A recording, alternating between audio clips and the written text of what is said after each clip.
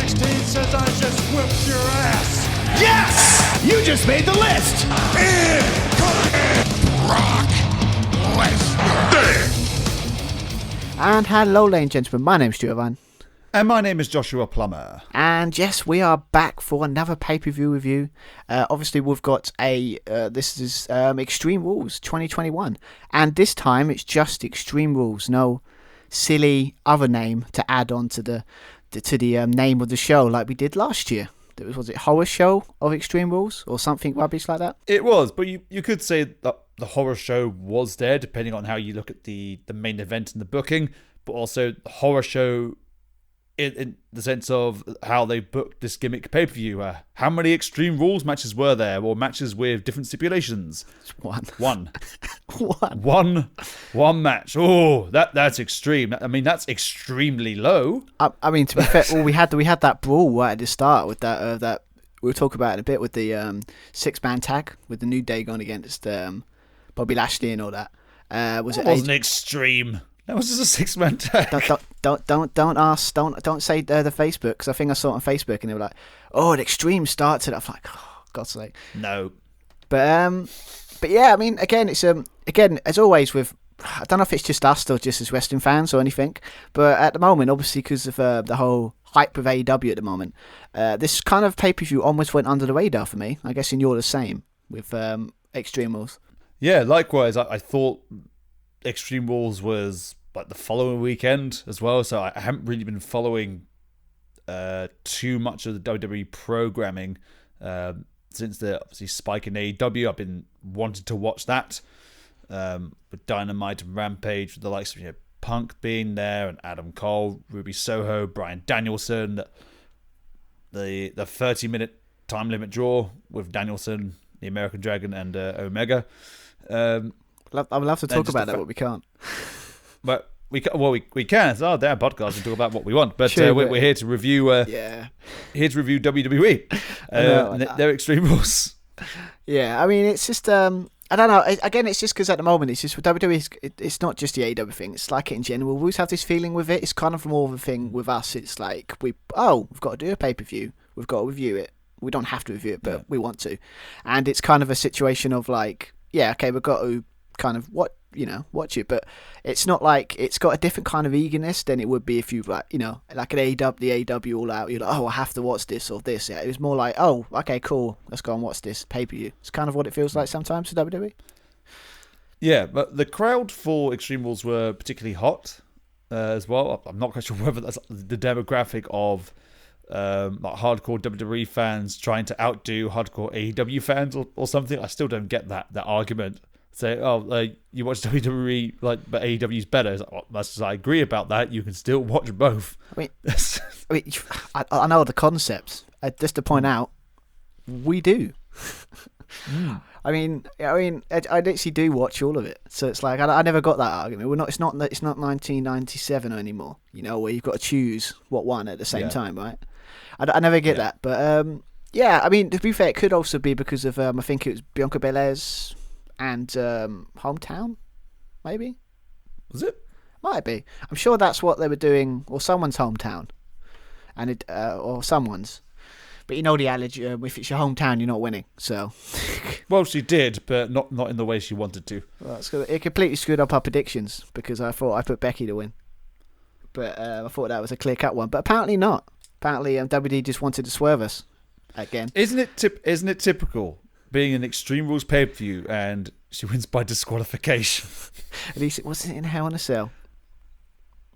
Oh God. Yeah, don't worry. That's only coming up because Seth's talking about it recently. So, yeah. but we're gonna get into it. But yeah, so yeah, I was kind of only. I think as we brought it up briefly, Bianca Belair, Becky Lynch is probably the match I was looking forward to the most. Maybe the main event as well with Roman Reigns and the Demon Finn Bálor. Yeah, I was looking forward to that, especially when they brought the Demon character back, because the Demon was undefeated. Obviously, he disappeared since Bálor went back to NXT. I think he made a few, and I think he mentioned about like not wanting to do it anymore, or being open to doing something else. But when the Demon appeared, obviously gives a different edge to it, and using weapons, how they're going to book themselves out of this one. Because they can't do a no contest. Oh, no. It has to be by pinfall submission. So I was expecting something, but I was not expecting the conclusion that we got. I don't think anyone was, to be fair. I mean... No. Oh, yeah. I mean... But we'll get into that in a bit. But yeah, it's like... Man, seriously? Out of all these creative people, out of all the cool things you could... Again, we could probably pick out 5 or 10 that are probably way better. Just because... I don't know, just creative people, I guess. And it's just like, out of all the things you could have thought of, you picked that one. It's true what they say about endings. Endings can ruin a match. Yes, ruin shows. Yes. But, yeah, I don't know, but we'll get into that in a bit. But, yeah, I guess we've got to dive straight into this pay-per-view, I guess. Quick, as always, to kick off match, we had Liv Morgan against Carmella. Obviously, Liv Morgan won. No surprise, because I don't think Carmella's really going to... Yeah, Carmella's not winning this one. But they're kind of pushing Liv Morgan at the moment, I think. But then, just when I think they aren't. Mm-hmm. So I don't really know what they actually want to do with Liv Morgan. It's very strange what they're doing. Yeah, she's getting the right results. Is she having the best feud? Probably not. But then again, unless you're in the title picture, there isn't really anything going on in the women's division. Even with their tag team stuff, obviously she had the storyline with Ruby. Obviously that's no longer the case. Very little tag scene going on still, which is a problem. I do like the name of the finisher itself is pretty good, but also the name of the Oblivion. So, nicely done. But yeah, I mean, I don't know. It's just it feels like I have to admit, I haven't watched that documentary yet that everyone keeps telling me to watch about Liv Morgan. It really makes you turn, kind of be on her side about things, because obviously that kind of stuff. But yeah, I don't know what they're kind of doing. But I guess if I remember this feud, it was basically a typical WWE feud is, oh, I'm more beautiful than you. Oh, okay, I disagree. Yep. Have a match. That's pretty much what it was. That's so WWE, it's not even funny. It's like that's kind of what their thing is. But yeah, well, again, I just don't know what they want to do with Liv Morgan. I don't know if she's just in limbo at the moment. But I don't know. But I mean, I don't see her with that title scene at the moment. Crowded. She's not getting anywhere near that title scene for a while, at least. Not for next couple of months, yeah. So unless they're doing the long-term build where she wins the Rumble. Yeah, or maybe kind of what they did with Bianca Belair. Just maybe she needs to be no offense to Carmella, but a bigger star, like maybe. Mm-hmm. Maybe she needs to beat like someone like, I don't know, like Sasha Banks or something. Maybe that's where it's going at some point. But yeah, just as always, bring it up. Liv Morgan gets a win at Extreme Rules. But next match, as one of the things that we always kind of really hate. I get it when you're watching Raw, it's fine, but on a pay-per-view, you kind of want consistency, and you want to know exactly what matches are going to happen. In this case, WWE done a very nice thing and decided to be annoying and decided to put a match that they didn't schedule just on the show, because that's what they do. I mean, I'm assuming, obviously match to talk about is obviously the 6-man tag with the New Day versus Bobby Lashley, AJ Styles and Omos. All started from a backstage segment. They had a brawl. Obviously Bobby and probably all started because of Bobby Lashley and Big E, obviously the whole cash-in stuff. Yeah, pretty much. And again, it feels like a Raw thing. That's what you do on a Raw, wouldn't it? They have a backstage segment or something starts and then turns into a 6-man tag. Was the backstage tag? I didn't watch the kickoff. Was it on the kickoff? Or was it on Raw? No, it's on the kickoff, I think. Right. But they brought it up, so. And I saw it on my Facebook, a couple of minutes, like half an hour before the show started. So it's like, yeah, okay, it must happen on the kickoff. You can sort of, I understand why they put it on the show, because obviously it's Big E. He's just won the WWE Championship for the first time. Congratulations, Big E. It's the reforming of the New Day, and you got stars of Bobby Lashley and AJ Styles. You need to have them on the show. Yeah, of course. They also want to promote the brand split, the draft, which they kept going on about before and afterwards, talking about, the New Day might be split up. They've been split up this entire time. Well, to be fair, kind of, because let's be honest, they've been kind of split apart. But how many times during like pay-per-views they mysteriously saw each other, or they've met up, or but not like as a full team. no. They've not been. It's either been like Kofi and Xavier doing their thing, or Big E with the Intercontinental Championship doing his thing. But you've got to feel for particularly Liv Morgan when they're trying to elevate her status, to try and get her more into the main event kind of picture eventually. They built that. I say built that match. It wasn't a fantastic build. It's like I changed it to a match at Extreme Rules. Oh, okay, but at least they had the match. They announced the match and they had time to build to it, so you thought it would be on the card. But then you just get completely overtaken just by a backstage brawl happening. Yeah. But yeah, understandably, they got better star power in this match for sure. But you got to feel for Liv Morgan there. Yeah, a little bit. But it just seems to be, maybe they get in, this might be a weird analogy, but like the Uso treatment. You know, Usos back in the day used to have a thing when I think it was WrestleMania, they never got on the main card. They were always on the kickoff. Always kickoff, yeah. So I'm hoping it's not for Liv Morgan. She's like, she's always on the kickoff. But take away from the kind of abruptness of the announcement of the match. I mean, it's going to be a good match, you just know, because again, New Day are great. Bobby Lashley's been on a tear for a very long time now. AJ's AJ Styles, and Omos is, when you got those two as your tag team partners, you're always going to look great because they're going to try their best to make you look good. You know, Omos didn't really do anything in this match, not really, except for that thing near the end with the bit where I think it was was it Big E and I think Kofi Kingston, I think, chucked him over the top rope, or folded him over the top rope, and almost think caught him in midair, kind of thing. That was it, yeah. But yeah, I mean, I guess as always with this kind of match, it seems like the most people done most of the work was pretty much Bobby Lashley, really. AJ was in it a bit, but a lot of it was Bobby Lashley. And to be fair, I mean, I think I just really have been, he looked great in this match. I got to be honest, they really did make him look like, again, I think he just likes going against Kofi because he likes chucking him around the ring, because there was a lot of that during this match. Yeah, the little callback to their match, that Money in Bank, that elongated squash match. You do have there's one thing from Omos actually, the face plant kind of elevated suplex on Kofi, which is pretty good. Yeah, it's nice to see all the New Day back together, doing their signature moves. I think this match, especially with the ending, I quite liked how it was done, where Bobby Lashley wants his revenge. He wants his WWE Championship. He wants his rematch, which he's not entitled to have anymore. But they keep ignoring this rule.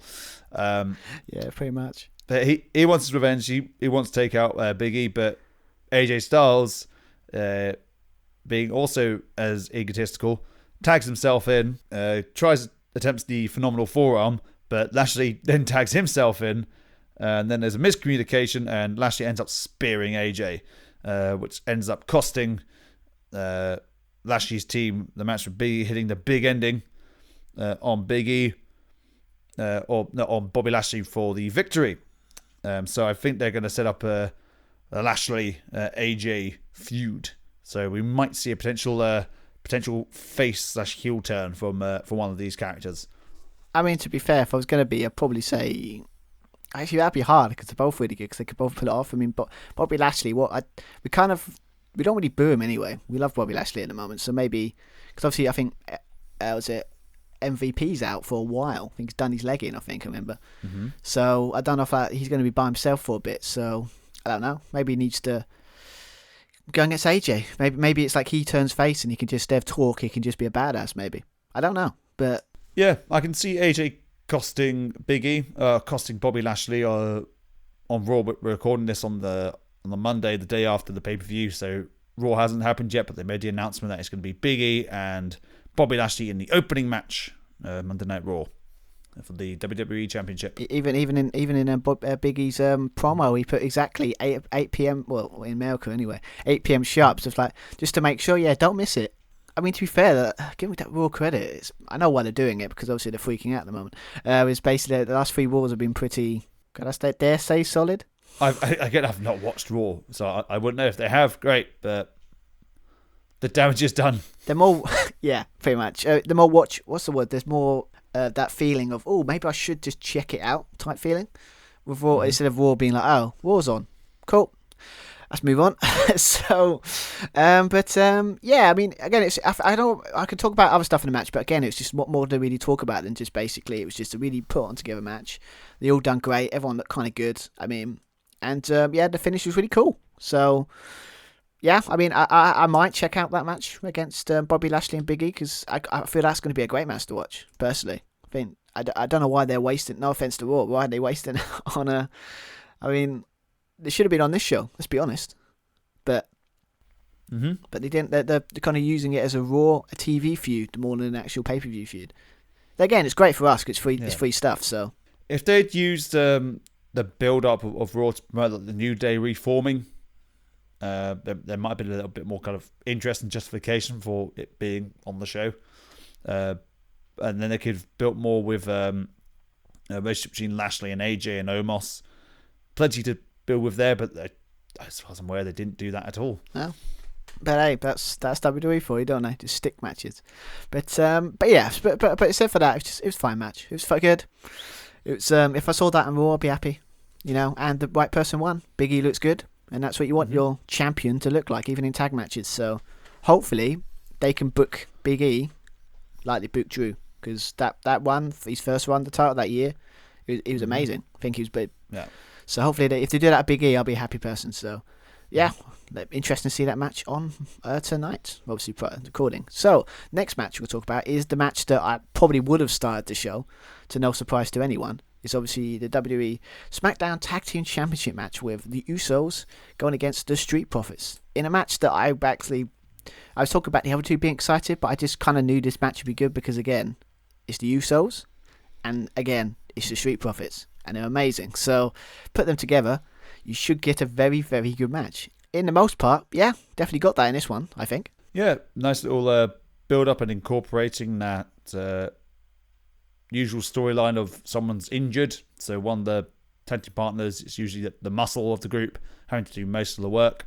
Montez Ford was going around insulting the bloodline, using derogatory terms, so referring to the Usos as bloodline bitches, as far as I'm aware. That's two swears now, isn't it? Like, but was it chicken shit, and then now it's bitches. What's no chicken shit? It's probably worse. I don't know, but yeah, but I just noticed that they're using the curse words now.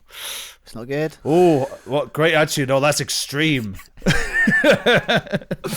Oh, WWE, you're crazy. You're crazy. Anyway, so Ford and Roman Reigns had a match on the Go Home edition. There was no Dawkins there. Wasn't injured or anything. He went off to a wedding. Hence why he was not there to assist Ford. We actually brought it up. Who was put through a table, hit with chairs, thus injuring his ribs. So that's the storyline going in. Those are the odds that the Street Profits have to overcome. Yeah, pretty much, and that's pretty much kind of what the match was. Really, it was kind of a situation as standard when we talk about story, like in-ring story. It's pretty much what it was. Obviously, Street Profits were kind of on control. He had on fire early on, as you expect. But then, obviously, just when they got the Usos had a chance to take Montez Ford with work on his ribs. That's pretty much the whole match. And my God, I mean, again, we all huge fan of Montez Ford. Gotta be honest. So he's selling in this match is really on point. Really enjoyed it. That sounds horrible to say, but it's wrestling. So, yeah, I mean, the selling was really good. I like the stuff with the obviously he does the frog splashes. I like the stuff where he just really sold how much the pain would. Like I think near the end of the match when he hit the frog splash near the end. I can't be the only one that had homages to like RVD with the way he was holding his whips. It's like RVD did that all the time, and he's doing it in one match that always made his move the frog splash feel a bit more devastating. I always found, but it pretty much was the match really. I mean, we had obviously near the end where we had Ford he done like a flip over the post. That was lovely. Yeah, I think I always worry about that one, but. Pretty much that. He obviously had the frog splash, obviously, and got near fall there. But then the Usos basically took control and basically near the end hit took out Dawson with a super kick, and then hit forward with a double super kick, and then went to top, a double splash, pinned forward, retained their titles, and yeah, pretty much was it. yeah, again, it was kind of that match as you expect. I think they gave it a good, decent time. I think like more than 10, 15, 13 minutes, I think. Yeah, it was about 15 minutes, I think, roughly around that time. But yeah, plenty to play with it in that time. I thought they delivered. Could argue potentially match of the night. That's a tough one. That I got to be honest. I'd probably say that's a tough one because obviously the Becky Bianca Belair one's pretty damn good, and the main event would have been good if it didn't have that stupid ending. So yeah, there's no real show stealers. There's some where they had good endings, some with questionable endings. I have a feeling this match. I have this eerie feeling that they could do better in this. I feel like this is a good match and it really was solid, but I just have this. Yeah. I don't know feeling. I just know that they could give them another shot. These guys can do way better because I think they did tone down. I feel like this is the kind of match when you have them big spots type situation. And I got a kind of feeling they were kind of holding back a little bit more. Maybe this is more of a story driven match. Yeah, because the injury angle playing into it, obviously they're fully fit, fully healthy. They probably have gone longer. Maybe 2 out of 3 falls. Maybe they're building up to what's the next paper? Is it Hell in the Cell? I don't know. Oh God, is it? Oh, so I know it. Well, we've got the Saudi show. But we don't count that here with the Josh and Sue Wrestling podcast. What is the next pay-per-view? I need to check it out. Any more thoughts on the match or the conclusion? I can't speak today. Any thoughts on the conclusion? No, not really. I mean, to be fair, it's normally we would go really more depth for these kind of matches, but I just think some of them it's just you don't really need to because it's kind of obvious what they were going for in this match. So, and I mean, obviously the question is, do you think Street Profits, the list they got, as they kept bringing up, are they going to be split up because of the draft on Friday? I hope not, because again, they're low on tag teams as it is. Stop splitting them up, please, please. So I got to be honest. Yeah, I mean, again, you know how much I love. I know they say repeat. It's not always good for wrestling. I think with these guys, I can see them doing like a New Day situation where they go at each other 2 or 3 times and it'd be great. So I hope this is a thing, and I hope they continue. So, but. The question is, are the Usos going to lose their tag titles before Roman loses his title? That's the question. Now, that would be an interesting dynamic if Roman had lost his title, but the Usos hold the gold. That changes the hierarchy completely. Yeah.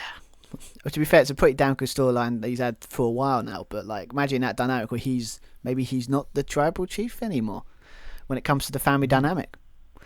Mm-hmm. But I think that's the question I got. Who's like, how long are they going to have these titles for? Because I've had them for like a couple of months now. In 2-3 months. So I think both respective tag teams will probably hold on to their gold. So we've got after Crown Jewel, we've got Survivor Series. Unless they throw something else in between. Well, I always hate they put that stupid Saturday show just like a couple of weeks up before Survivor Series, the traditional Big Four. It's really annoying. Messes everything up. Yeah, I think they'll stick to those tag teams. I think it will be the Usos against RK Bro because those are the it tag teams at the moment. That would be fun. Actually, that would be fun to watch. I actually would enjoy that. Would enjoy that match. Really, would be really good. Got to be honest, this year it seems like we'll get into that in the end, but like it's shaping up to be actually really interesting. If they're doing the Raw SmackDown champions going against each other, it's actually setting up to be an interesting card this year. So matches we actually might want. That's unusual for WWE. So obviously, Usos are still SmackDown Tag Team Champions. Obviously, after that, we had the thing we brought up that Bobby Lashley's challenging Big E. Just calling him chicken shit. You need to challenge him for the title tomorrow night. We already brought it up. So yeah, he brought up the knee injury as well. It's like that. That's why Big E is chicken shit. Yeah. So I'm interested. I guess he's fully fit now. I guess. I don't know. But anyway, the point is, that happened. And then that leading into the next match we want to talk about is the WWE Raw Women's Championship match with Charlotte Flair going against Alexa Bliss. I got to be honest, the builds didn't annoy me as much as normally Alexa Bliss is kind of, they always try and go a bit over the top with the, spooky stuff. They kind of didn't here. Yeah, they turned it down a bit more. Which is good. They had the interactions in the ring. but for some reason that the doll was really over by the crowd. Like Lily was really over. I mean, Alexa Bliss was quite over as well, in a sense. Like, you know, like we all, I was kind of really worried when, obviously, the Bray Wyatt thing, that, like, everyone would turn their frustrations onto her. Because, obviously, there was a nice thing that Charlotte brought up. Like, yeah, basically, it's not a subtle dig at, like, you know, talking about, was it authentic or, like, something being yours, you know? It's like, well, yeah, it's like a subtle hint that, yeah, technically you did steal a guy's gimmick. Not you didn't do it purposely, but if you look at it, technically she did. So, but yeah, I mean, again, it's good. I think it's good, but I think it was an actually okay build. Charlotte had a point. That I don't know if I like saying that, but she did have a point. I would like to see that old Alexa Bliss back.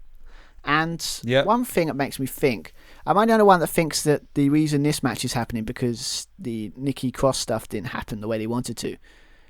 Because it seems like Charlotte's setting up that, like, oh, we want the old Alexa Bliss back, right? It kind of obviously the Nikki Cross thing didn't work out the way it was supposed to, right? Because I'm assuming that's where they were going before, obviously, they changed their mind and went for Charlotte. Obviously, I'm guessworking here, but that's what I felt like. Well, they really rushed it with the not superhero in training.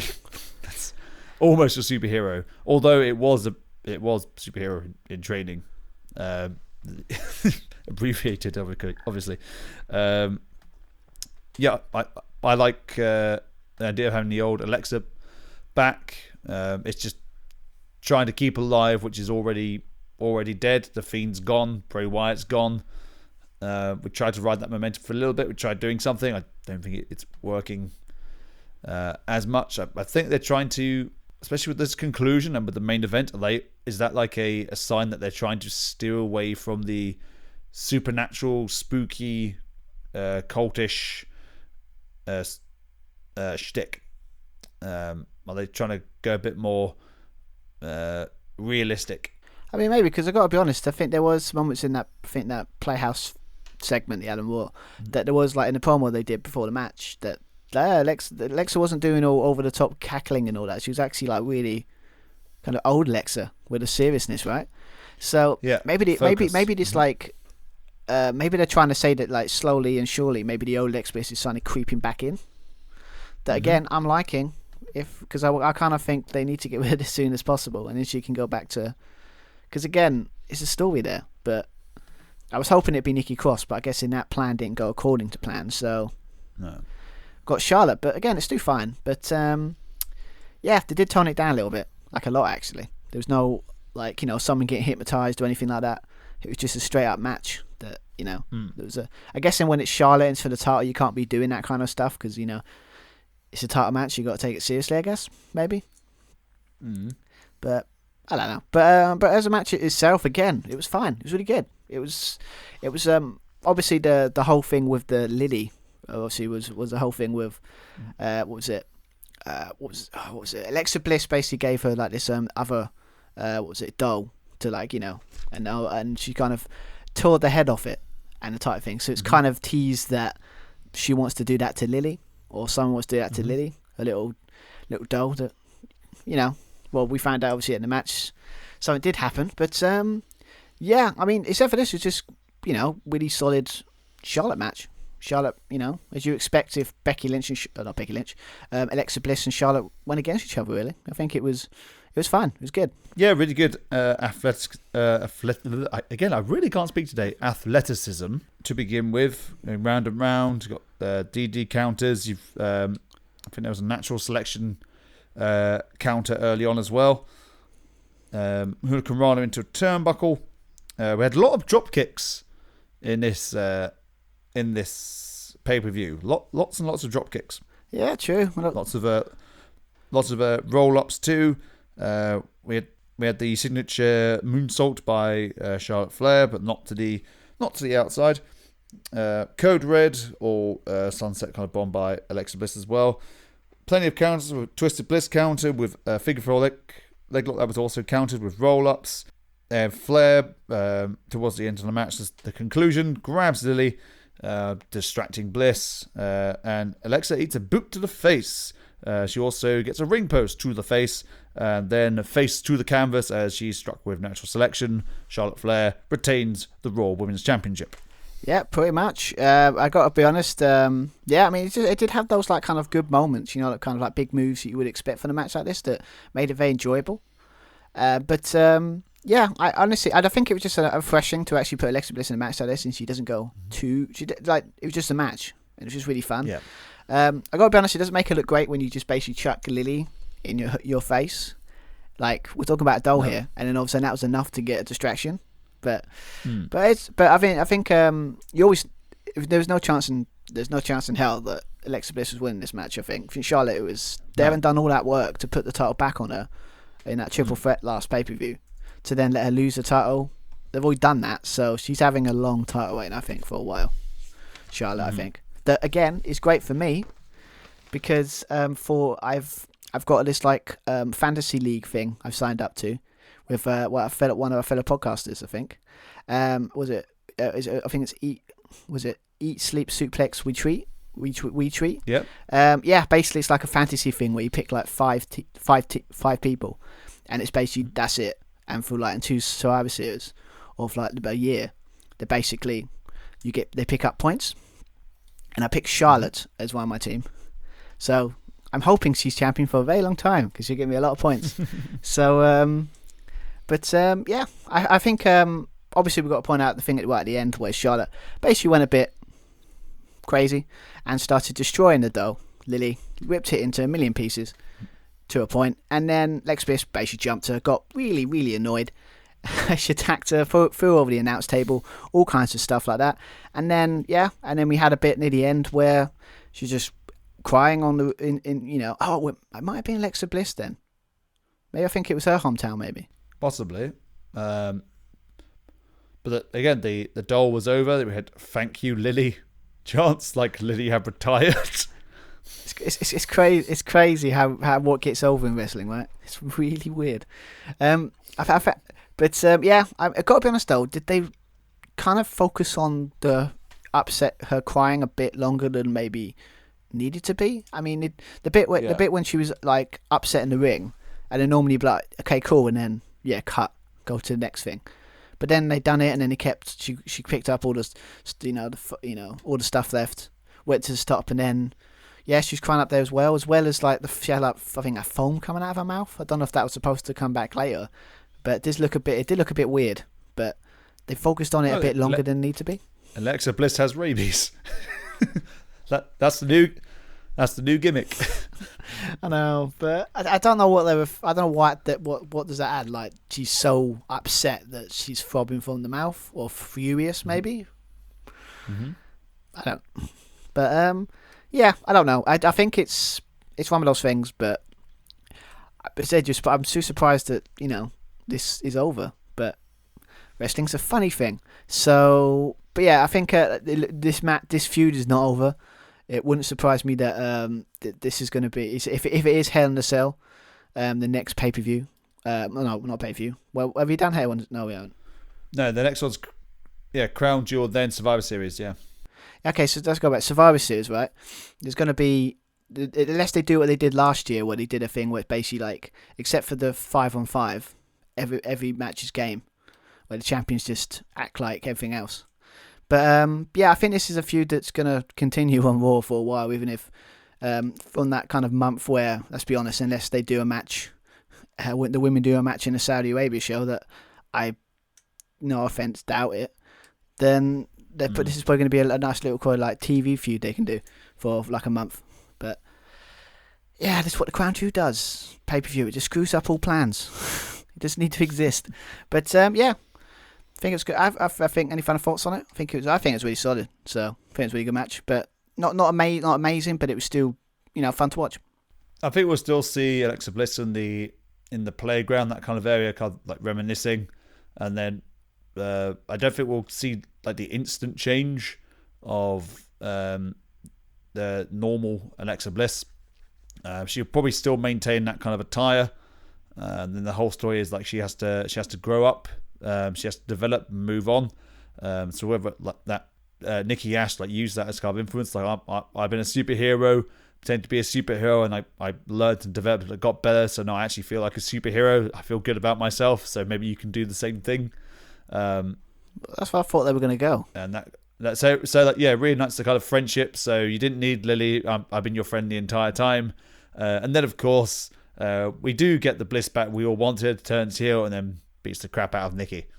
Yeah, then we can get maybe the old, yeah, I'm up for that. At least to have some sort of some story going on with it. So yeah, again, ever since Bray left, it's kind of where we've been all thinking it would go. The only person that can really snap Alexa Bliss out of this trance he's in with this thing is her old tag team partner and friend, Nikki Cross. That's so. Yeah, it's unless it just. Let's be honest. What probably happened is one day she'd just turn up and Raw oh, didn't you used to be something? Nope, didn't happen. I'm just changing things now. Just happened. Yeah, that's the draft. It's you were drafted to SmackDown. No, I was never the Fiend or Miss Fiend. I was never that kind of thing. Who's Lily? No. We joke, but actually totally what they would do. To be fair. Oh, absolutely. I do. Like we just forget. I think they forget that we actually do have good memories, wrestling fans, and we remember a lot. Yeah, especially if we know what happened from last week. We don't have short attention spans, man. We're not as much as a lot of us wrestling fans call it. What the word people fickle?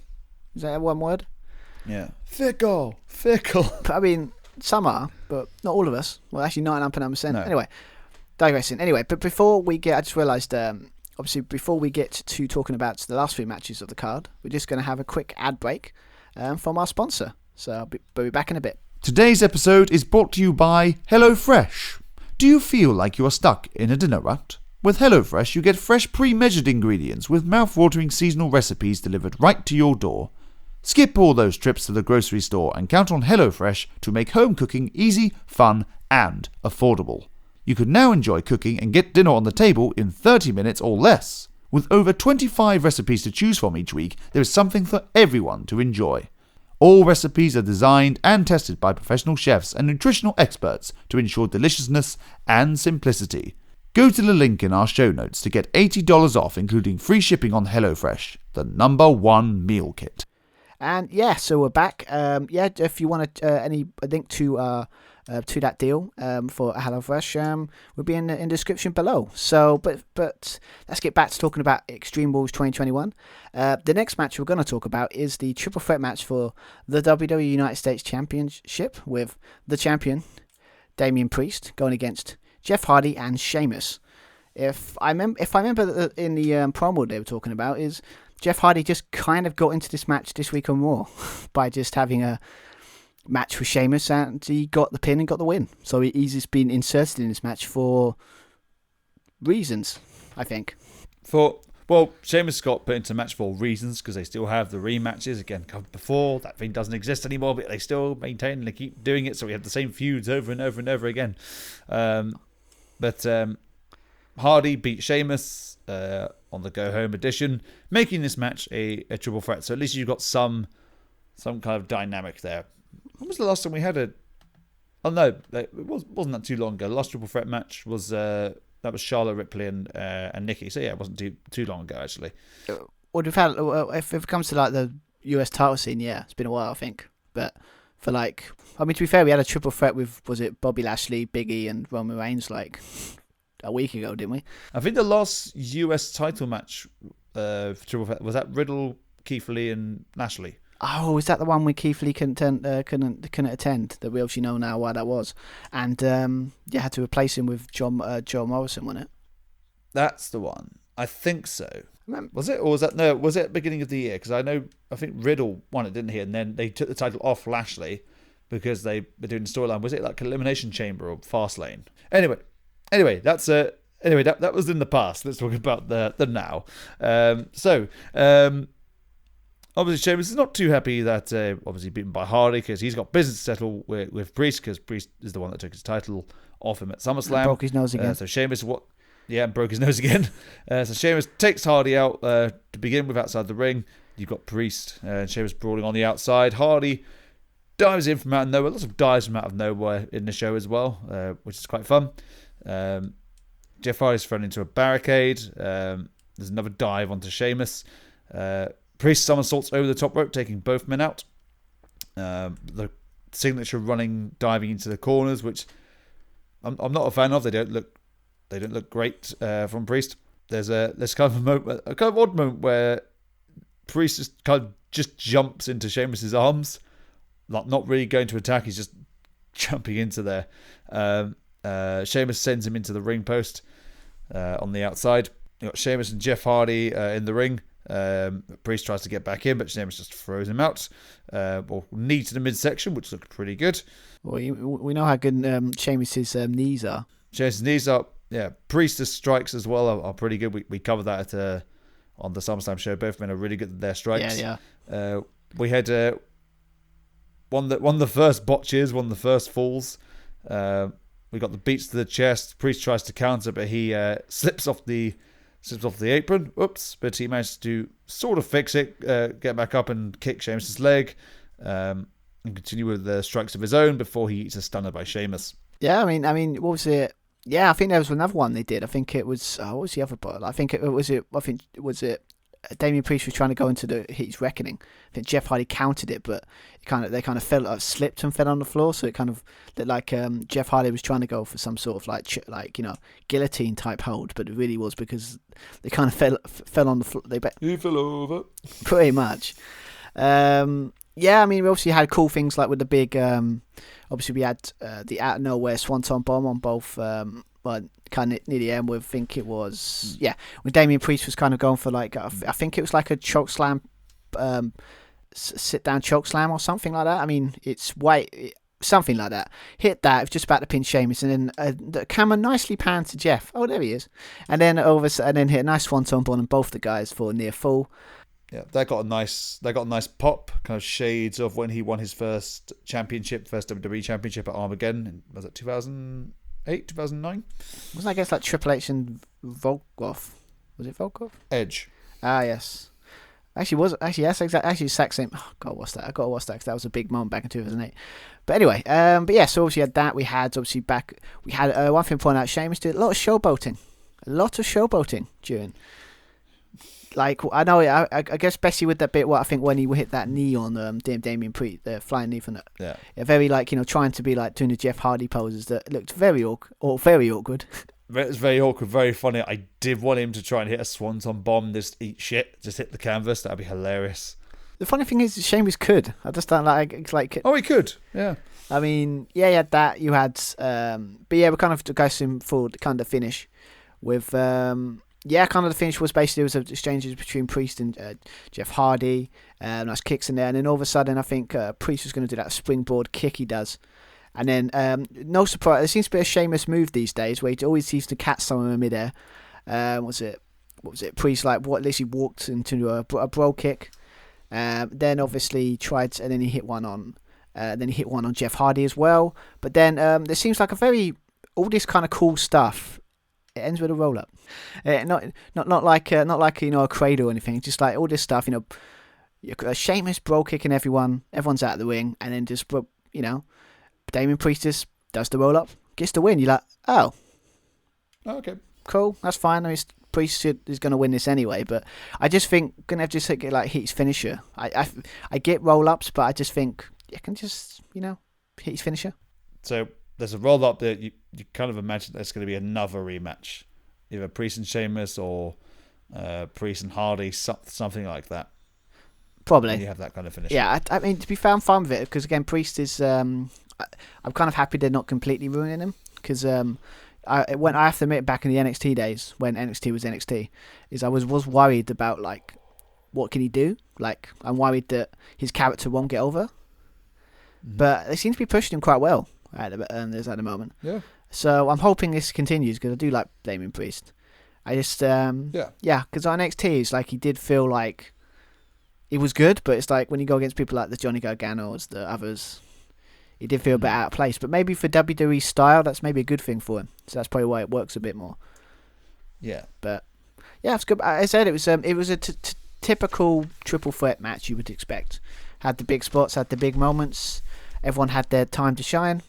But the champion, Priest is still champion.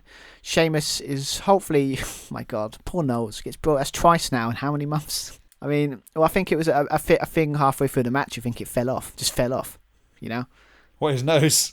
Yeah, it's fell off. His nose just fell off. Well, to be fair, it's been broken twice now. I mean, come on. I mean, if any more, there's probably going to be nothing left to really put back together. Good God. Poor guy, you know? But it's good for him, though, in some ways, because he can use it as how tough he is, because he can take 2 broken noses and still wrestle. So, it worked for Becky Lynch. So, but, yeah, fine. I think it's probably going to be a rematch between those 3 or some sort of variation of that. Probably in the future. And speaking of Becky Lynch and rematches, that kind of segue us into the co-main event for the SmackDown Women's Championship. The rematch of the very, very short and very sudden title change with Lynch returning. Big old pop, but then very questionable booking with just squashing Belair in about 20 seconds. Hint, hint, wink, wink. If you want our thoughts on that, check out our SummerSlam review for that. Yeah, I mean, obviously, and the whole heel thing where she's actually trying to play the cocky heel, this doesn't work. I mean, I guess it's kind of mildly entertaining in some ways, but it's just like they didn't need to do a heel face dynamic for this match. That's what frustrates. It was so simple to book. You didn't need to do anything with it. You could have just put 2 faces going against each other, basically trying to prove. Or Becky Lynch could have been like the John Cena of the situation, the old, you know, where it come back saying, "No, you think you're great, you think you're good. If you want to prove how great you are, you got to get through me, right? To really prove how good you are." That's what they did. That's what John Cena's pretty much MO has been since for like a couple of years, isn't it? Yeah. So do that, then we would have been fine. But again. Yeah, I'm not liking. They've gone a bit overboard with the stuff where she's wearing over the top jackets, walking around with like, you know, like she's like, was it like a big money Becky or something like that? I don't know. Big money Becky, and just flat out refusing like a rematch. But if she brought up the point of, "Oh, you're not entitled to a rematch. You're not listening to the rules." But she went, "Nah, what if I don't want to sign the contract?"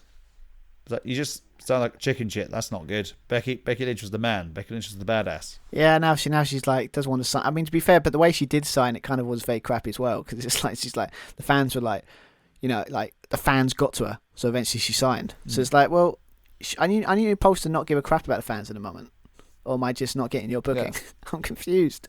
It's like if you're gonna commit to it. It just feels like they don't want to go too far over the top of it, because obviously. I've heard rumours that it was Becky's choice to maybe turn heel, but just because it's her choice doesn't mean it's the right way to go. And they're trying to push Belair. Obviously, I don't think taking the title off her, like that in the 20 seconds probably wasn't the best way to go about it. Obviously, having the match and then having Becky win in questionable circumstances, now that might have been interesting. Because then you can talk about the integrity of Becky Lynch, and then maybe Belair tries to do exactly the same thing, and they jump back and forth with the titles. Well, it works for Charlotte and Sasha Banks back in the day, right? Hot potato in the title, because it can be done. It does work when it's the right 2 people. But yeah, I mean, to be fair, except for that, I mean, again, it was a match said we're really looking forward to. I was anyway, because you just Bianca Belair's been killing it this year, you know. Yeah. And Becky Lynch is Becky Lynch, so you just knew it was going to be a pretty decent match. And again, it kind of did deliver in some ways. You know, it's very good. I mean, you had the bit right at the end where the whole thing at the beginning, anyway. I mean, it's like the whole thing where Becky's doing this, put her hand out to, you know, shake her hand of respect, but it's like, no, not falling for that again, because obviously she did that last time and she lost the title. So we had that. We had both trying to go for their.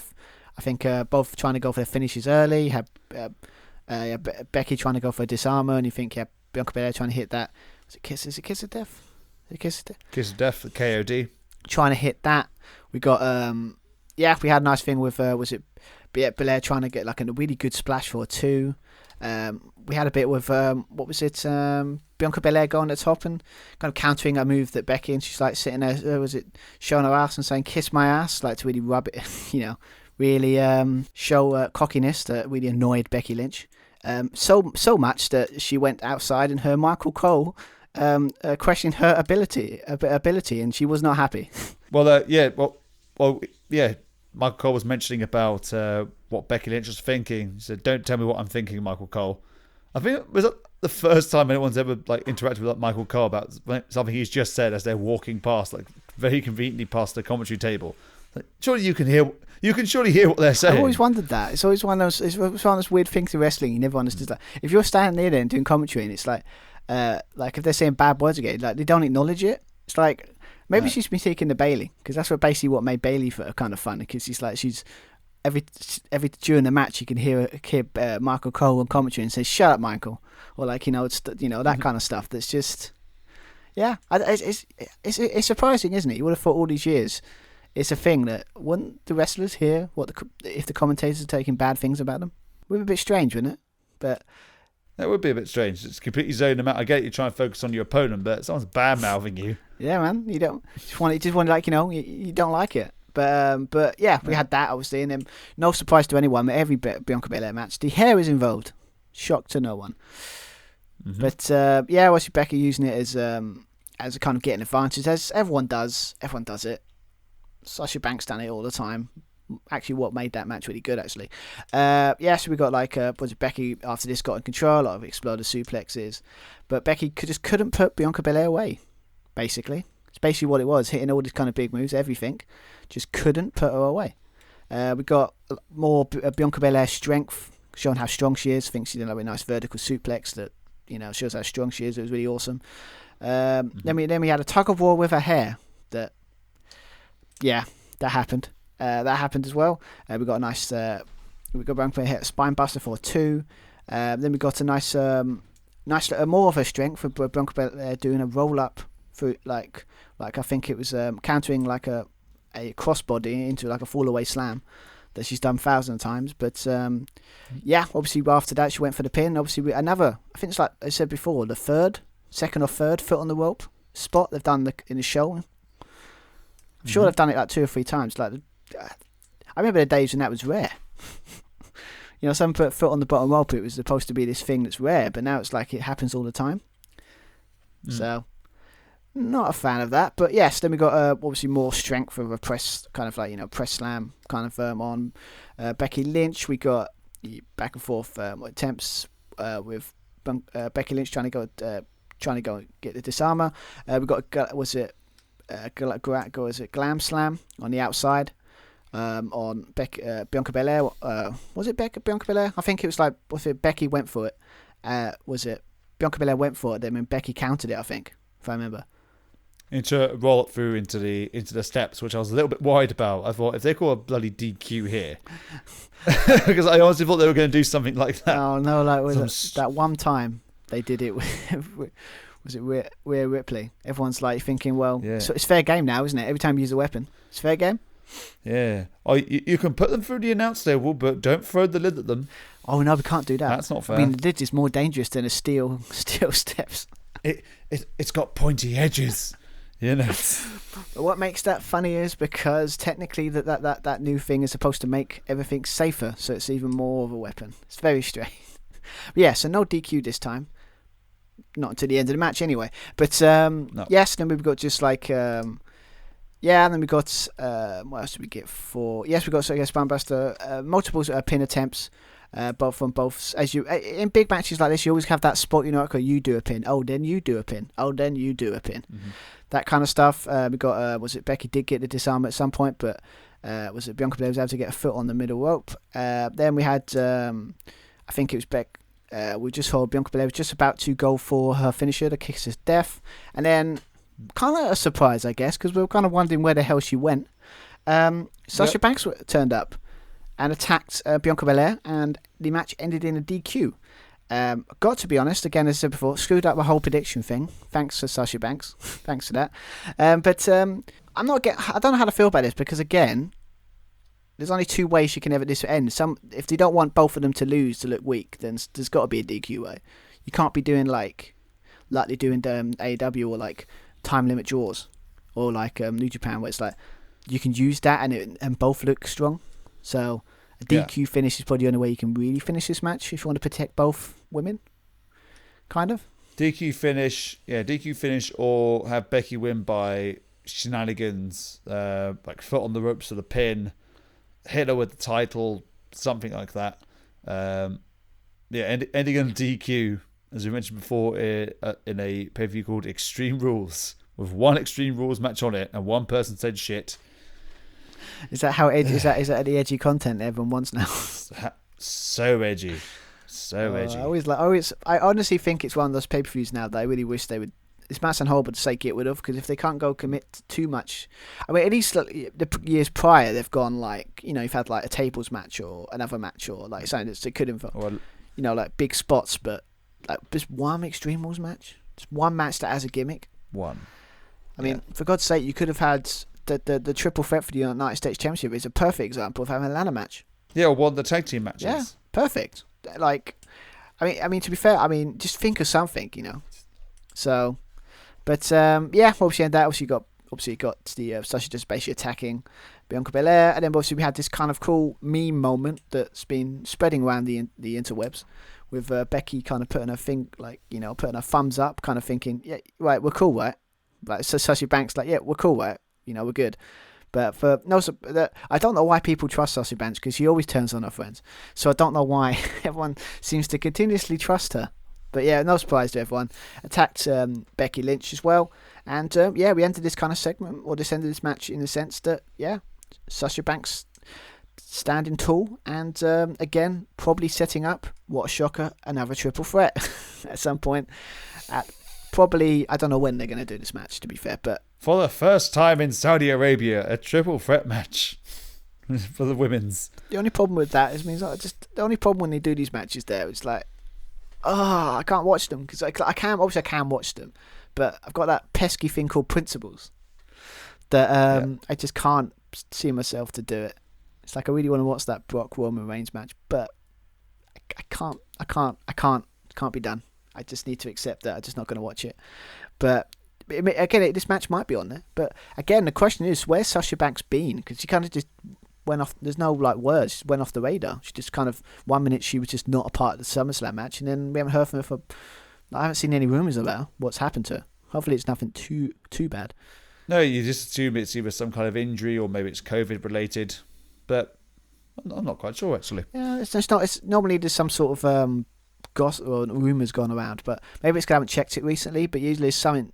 But yeah, it was nothing. So hopefully it's not too bad. But yeah, she's back. So triple threat probably they might happen there, but yeah, should be. It was again, as you said before with the tag team match. Is it the match? Would you say match of the night? It's difficult because there's no real standout matches. I mean, I enjoyed both tag team matches to an extent. Again, the finish, well, both these matches, the finish kind of dampens the overall final thoughts, the final conclusion, the final grade, I guess, of the match.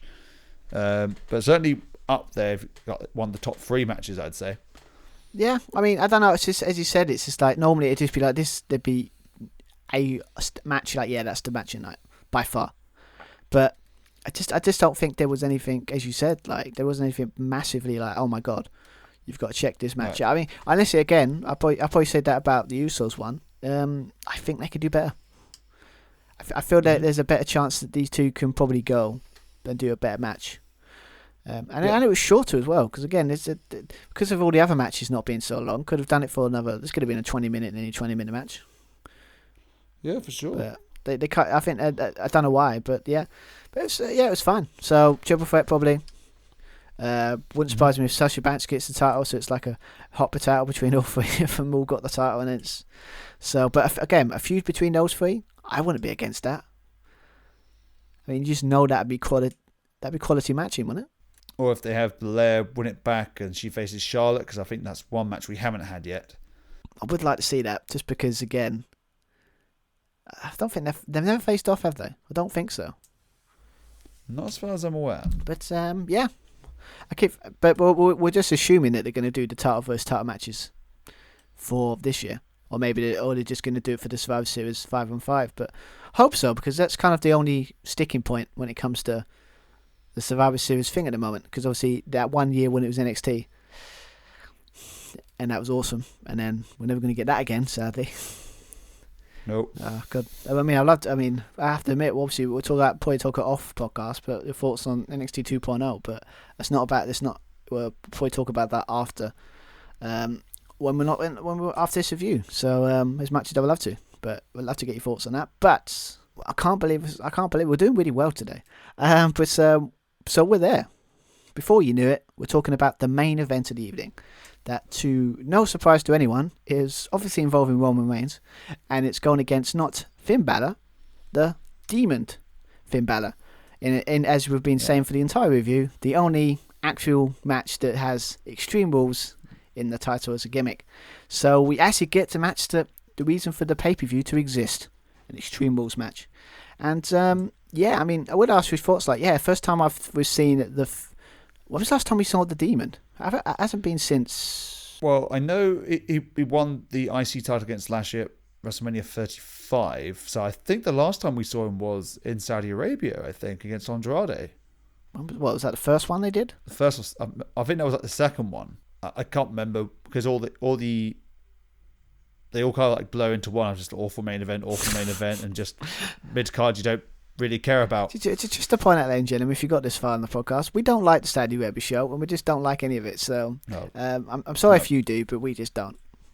So just had to point that out. But yeah, I mean, so it's been a while. He didn't even do it in NXT when he was NXT champion. It's just pure like the Prince Finn Balor. So yeah, it's been a while. So they made it a big deal.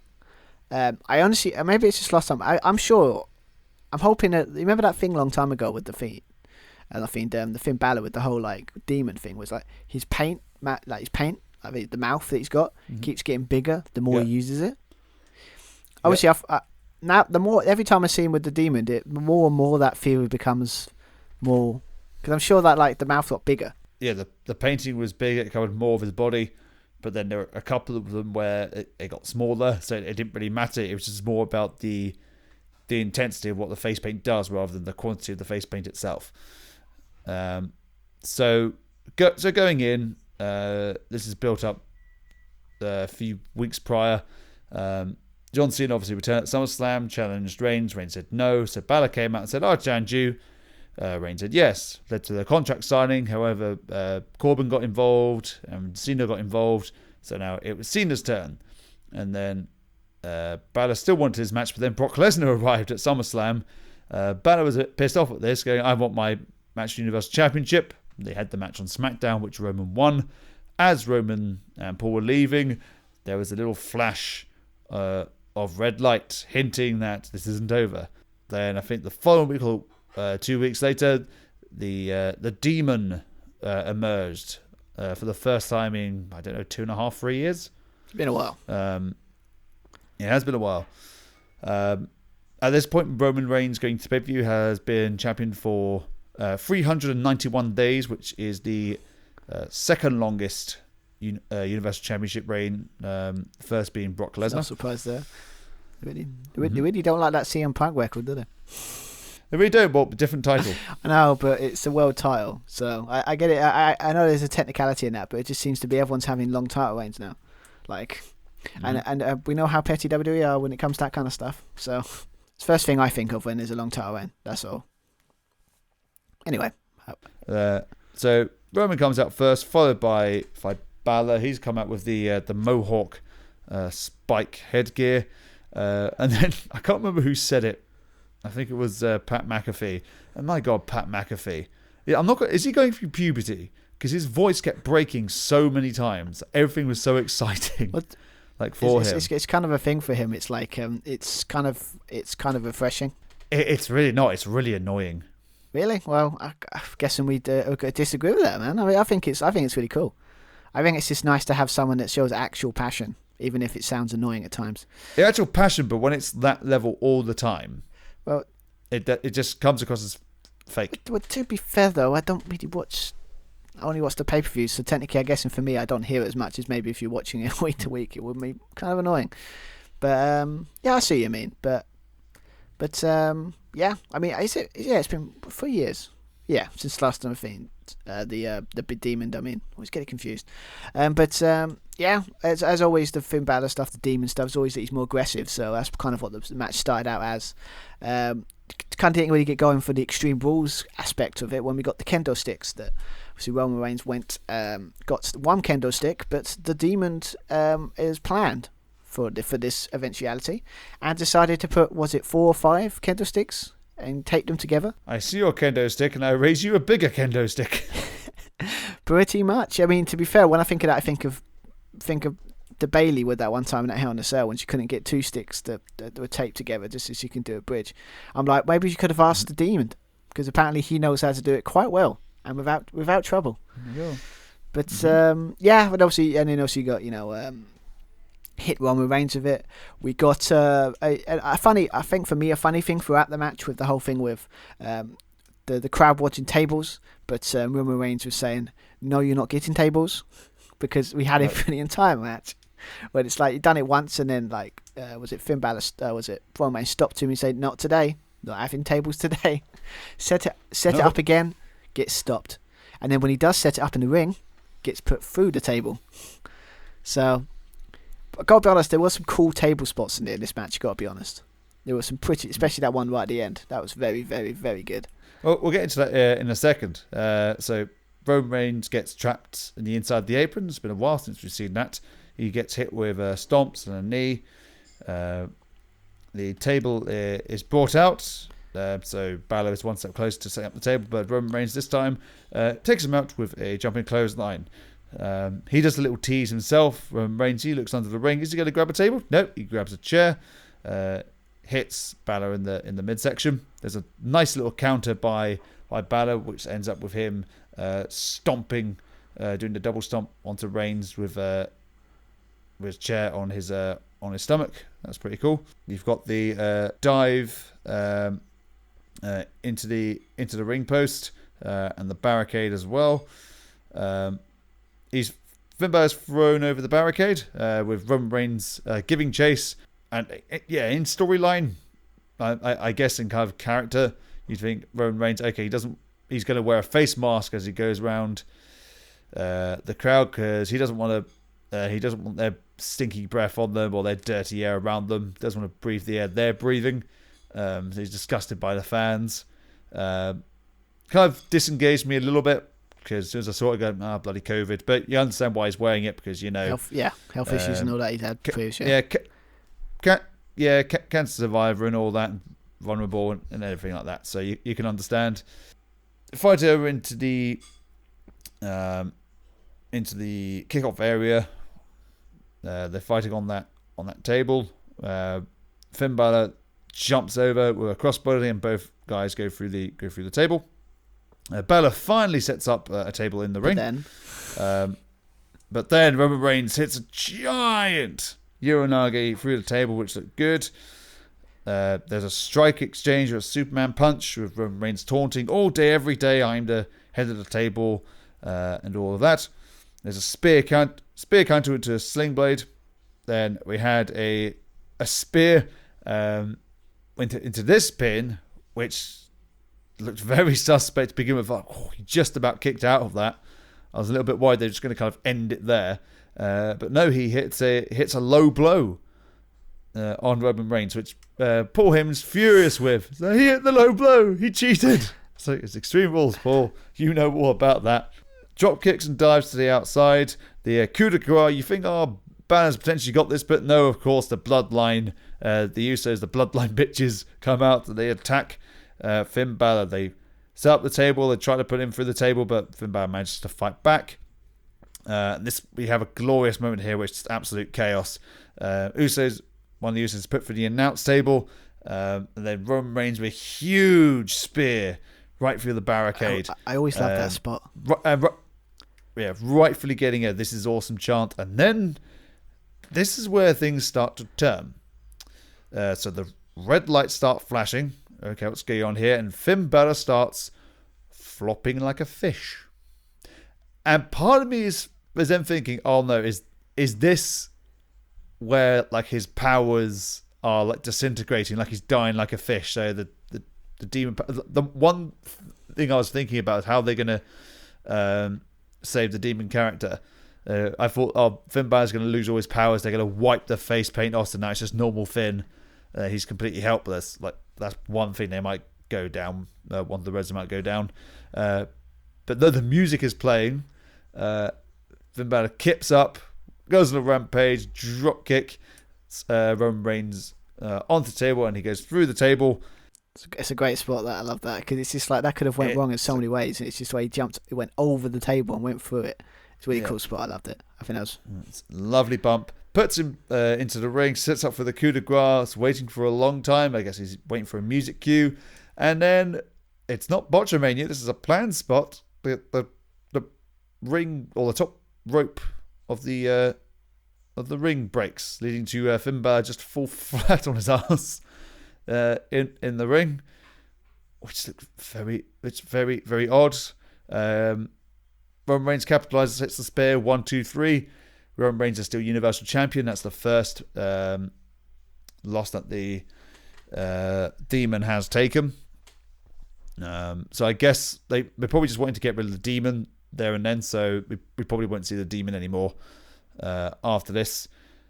But then the kind of resolution to it was the Usos and Roman Reigns, I think Paul Heyman doing it too, just pointing to the sky. So, and there was a thing in commentary that there could be a divine intervention that, again, like, if I'm not a fan, the only thing I could think of that would make it kind of interesting, if you find out that someone's set that up, that's going to start a feud for what Finn's going against now. But again, it's just, as I said before, at the start of the reviews, like, have all the things in all the, you've got a creative team that creative, have all the things in all the world you could have thought of to end this. You chose that. I mean, personally, I would have done a thing where it's like a mid-air spear or something, like Finn Balor goes for like some sort of move from the top rope, and then all of a sudden, like, Roman Reigns catches him with a spear out of nowhere, right? Would have been with these kind of matches, you got to end with a big spot, I think. And the problem with this, they ended with a spot that was just anticlimactic and very bizarre. That kind of perfect example of endings could ruin matches. It was going so well, and then this finish is just so confusing. I don't know what it is about, like, it's just WWE in general. It's like you can have, like, I think I remember seeing a review of this show. It's like they have like good matches, and in most 9 times out of 10 they're enjoyable, but then they do questionable booker decisions like this, and it just makes you go, like, just puts you out of it and go, ugh, this is why I don't like this. It's because you have the intrigue there. You've got Balor, the Demon Balor, who's not been beaten ever. Roman Reigns is the head of the table, Universal Champion. Yeah, he cheats to win, but he's on a tear at the moment. You've got the Usos constantly interfering. And so WWE booked themselves into the corner, which is a welcoming position to be, because that means they've got to be inventive and think of something. So most of the time they'll either play it safe, or they'll do something so completely outside the box. So they did a bit of both. They went for, Demon's going to win. Oh no, he's not. It's like, so I thought like Demon could have potentially won, because then that changes the hierarchy again with the Usos. You got that dynamic. Brock Lesnar wants the Universal Championship match against, regardless of who it was. Is it something that Paul Heyman set up? Paul Heyman, did he set up the that's the only thing I can think of. Did he set up the like a mechanism to set off the turnbuckle to collapse in order for Brock Lesnar to have his match with Roman Reigns? Maybe, because we had that really awkward segment early on the night where Paul Heyman's on the phone, and then was it what's her name? I can't remember the name. Sorry. Is that Kayla Braxton? Is it Kayla Braxton? Yeah. Yeah, she's just like puts on the mic just closely to Paul Heyman, going, so like that friend, like, what you doing? That's basically what she's. Who are you on the phone to? It's like in real life you'd be like, none of your business, go away. But in wrestling, it's just like, he's like, he has to. Who is he on the phone to? If they wanted to pull that thread, they could, but it still doesn't really justify how ridiculous this kind of ending is. Maybe he was on the phone to someone that was setting up, that bit. But I'm clutching at straws a lot with that theory. So, yeah, why this? it's the sad truth about most matches. It's going to be remembered for that finish, and that's sad because it was a really good match. I was really enjoying it. Yeah, and that's the way that the Demon took his first loss, which is a shame. It's similar to the Fiend situation, isn't it? I don't like bringing it up, but Oh no, the Fiend was way I know it's way worse, but it's if you look at it in the context of like he loses through a crappy something ridiculous and over the top, like the Fiend was way worse. I mean, as I said, the ring I bring up as well because the what was it, the Broken Skull sessions with Stone Cold Steve Austin. I thought Seth or an interview or something brought it up that it was like close to I don't say strangling, but really was really angry with Vince because of the finish. Yeah. Then you've got Bray saying in two I step in or something, or like he put like on his Twitter saying in two I say something, and I'm like, does it mean we could hear something on this other side? That'd be good. That'd be good podcast material. But I only bring it up because they're bringing it up. So because I think we've done a good job of erasing it from our memories, haven't we? I think we've done all right. No, it's still there. Does it crop up in dreams now and then, Josh? When you were there, so it just crops. It crops up at least a minute into every podcast we talk about. It's just that thing, isn't it? It's a leering thing that just ruins that destroys your soul. Oh, so bad. Anyway, but it's similar to in the sense that it was going kind of where you wanted to do, and then they made this weird finish, this choice at the end, and you're going, So yeah. But again, it's like a situation. We all know kind of Roman was going to win anyway. You had that thread you said, but so it looks like he's going towards the World against Brock at Crown Jewel. That, as you said before, we're not watching. So that's really annoying. Because I actually would want to watch that match. That would have been a good match, right? Probably will. It should be physical. But I just can't. Nope, can't force myself to watch it. I just can't watch that show. I don't want to end. It kind of ends the show on a sour note, I guess, in a sad way. I guess in just one fun thing to do, I guess, is just get our final thoughts on it. So, what's your thoughts on the show as a whole? Was it? Do you think it was a good show, or do you think it was a bit meh? If you didn't watch Extreme Rules, you didn't really miss much apart from the return of Sasha Banks. There weren't any title changes. Or any significant development apart from the craziness of the main event. They had scope to do something really, really interesting. The build up to Roman Reigns and Brock Lesnar, potentially having Finn Balor in that match as well. But they played it really, really safe for most of the matches. Again, even though some of the matches were good, but that rawness and that attitude is kind of missing, and it's Extreme Rules where you can really go for it. But it is missing that edge that AEW has at the moment, where you want to tune in, you want to see these matches, and there is development. Everyone has a decent feud going on. Yeah, and it's just like, and that's, be honest, the reason I think at the moment AEW is doing, or is more enjoyable to watch, is because they don't do swerves as much. You know, they give us what we give. They give us matches we want. They give us finishes we want, and they don't 9 times out of 10 let us down. Like, they're consistent. Mostly of their big matches normally 9 times out of 10 deliver. I think that's the reason why I and a lot of fans, like, so when they screw up, there's more leeway. And they're like, okay, like, there's more leeway with the fans. Like, okay, it's fair enough. But WWE, there's no leeway because they've let us down so many times. So many times. So that's why I guess people will think, well, you just moan about WWE, but AEW do the same things. Like, yeah, they do the same thing sometimes, but there's more leeway because they're a new company and they kind of respect the fans so in some ways. Well, it feels like it anyway. But just to point out, it just sounds like we're AEW fanboys, but I kind of, at the moment, I kind of am. Really into it. AEW's killing it, man. I mean, yeah, at the moment, yeah. But I mean, WWE, it's always with this thing in WWE. It's just you just have that. I always think they're going to change, but again, it was okay. It was an okay show. It was fine. It was good. Matches were the pay-per-views. Normally, the matches are pretty good. It would take something really special to be like, oh my god, that was terrible. You know, like, it's just they don't have that. Is it that edged or something that makes you want to go back and watch them, or have something that makes you want to go back and watch the pay-per-view. But I never feel. I don't feel bored. Like, I don't feel like I'm watching this and thinking I'm wasting my time sometimes, if that makes sense. So, but so let's just end it with rating. Should we give it? Would you say 6? Maybe 6 out of 10. Maybe a 7 if you want to push. Maybe to. It would be a 7 if all the booking did make sense. Well, especially the last match, and if they actually commit to the gimmick of the pay-per-views. If you're not going to do the Extreme Rules theme, apart from just the one match, don't do it at all. You could have just done something else, called it something else, whether it be like a No Mercy or Unforgiven, and have one Extreme Rules match in it. Fine, but if you're doing the gimmick pay-per-view, do the gimmick pay-per-view. So that'll be downgraded to 6.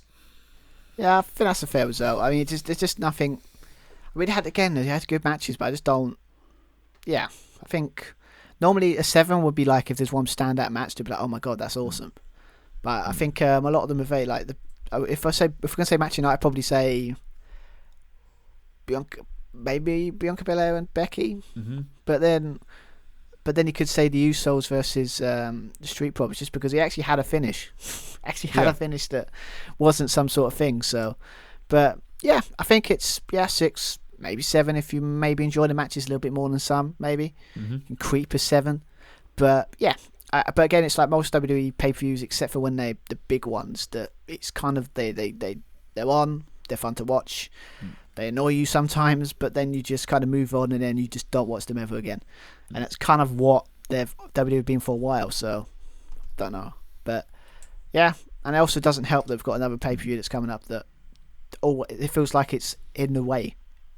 They always put the show on, and it always feels like they've just put it on, and it's in the way. So all the storylines get all messed up because of this one show they do.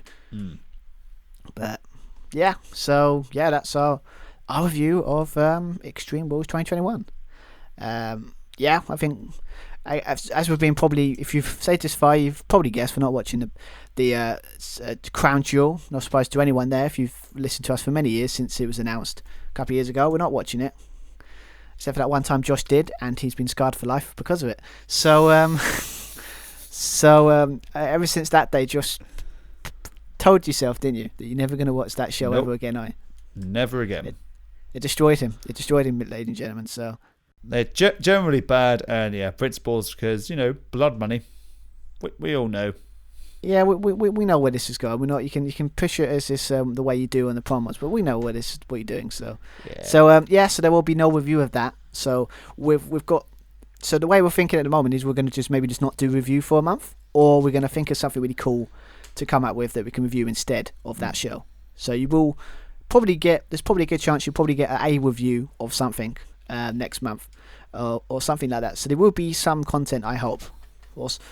So so we're back for that. I think that is obviously after that show. Obviously next WWE pay-per-view, as you said, Survivor Series, as we've been alluding to. So hopefully, maybe because of all the COVID things not as crazy now, maybe that could be a thing where we finally meet up and watch a wrestling show for the first time in a while. Maybe potentially. It's an idea. It's just not committing to that, of course, because anything can change. But basically, you're just inviting yourself around to my house. Pretty much. Of course, you're welcome. And he says that when we're recording, but what he doesn't. When we're not recording, he'd be like, "Mate, what are you doing? You've got to ask me before you do these things, man. Come on." But that might happen. Maybe he might make a thing of it. That's what I'm saying. But maybe not. But yeah, so we'll be. I'm gonna say we're gonna be back for at least something next month. Like that, we're gonna have some sort of review of something. We'll think of something. I'm sure we will. We're very creative people, so we can think of something really cool to review. So, but WWE we'll be back for we're definitely guaranteed for Survivor Series. So we're locked in for that. So we're back for that. Hope you've enjoyed. I don't think there's any more to say. Anything you want to bring up or? No, just follow us on our usual social media channels. So at Josh and Stu Pod. We're also on Instagram as well. If you want to drop us a formal inquiry, or if you want to sponsor our podcast or anything else like that, you could drop us an email at joshandstewpodcast@gmail.com. Check that out. So I guess no more to say. To say I've been Stuart Van. I've been Joshua Plummer. And we'll be back for not Crown Jewel, but Survivor Series. So see you guys then, and have an awesome Monday. Bye everyone. See you then, everybody. Bye bye.